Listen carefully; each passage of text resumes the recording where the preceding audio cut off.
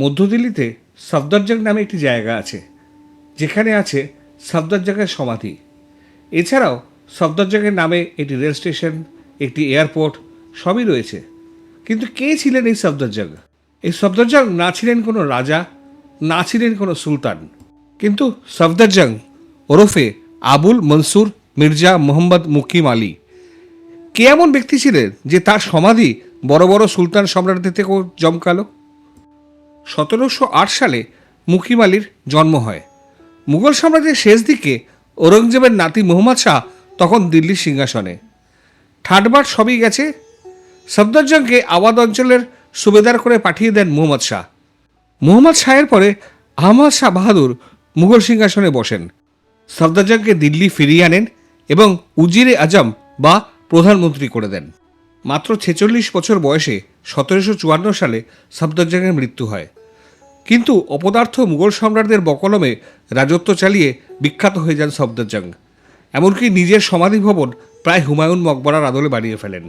এই মোহাম্মদ মুকিম 1722 সালে ভারতে এসেছিলেন। তখন তার বয়স মাত্র 14 বছর। 1739 সালে মুহম্মদ শাহ সফদরজংকে আওয়াধের সুবেদার নিযুক্ত করেন এবং সফদরজং উপাধিতে ভূষিত করেন। সমাধিসৌধের প্রবেশদ্বারটি দ্বিতল বিশিষ্ট। এর ডান দিকে রয়েছে একটি মসজিদ।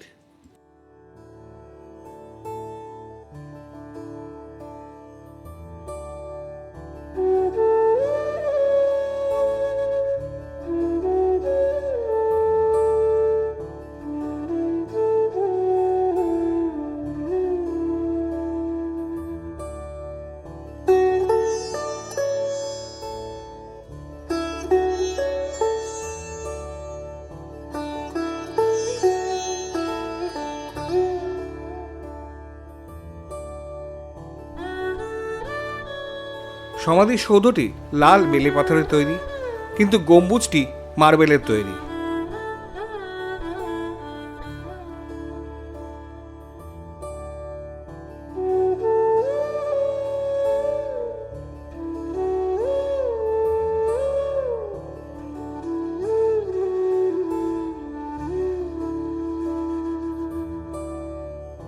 মকবরার চারিদিকে একটি বাগান।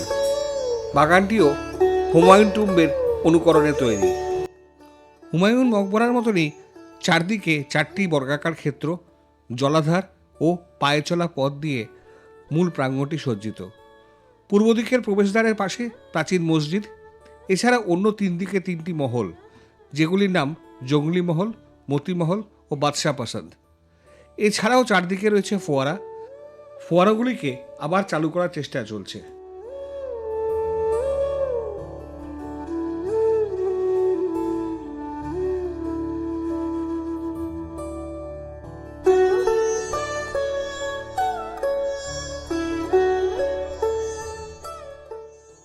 মকবরাটি সম্পূর্ণ সিমেট্রিক, অর্থাৎ চারদিক থেকে মকবরাটি একই রকম দেখতে।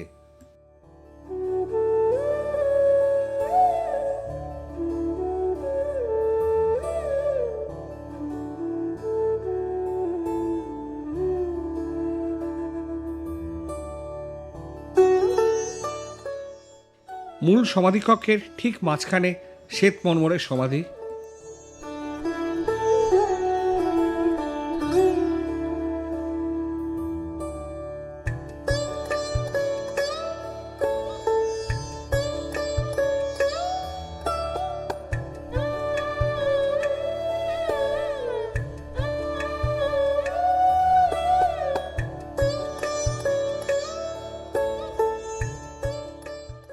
এই শ্বেতপাথরের সমাধির তলায় শায়িত আছেন উজিরে আজম সফদরজং।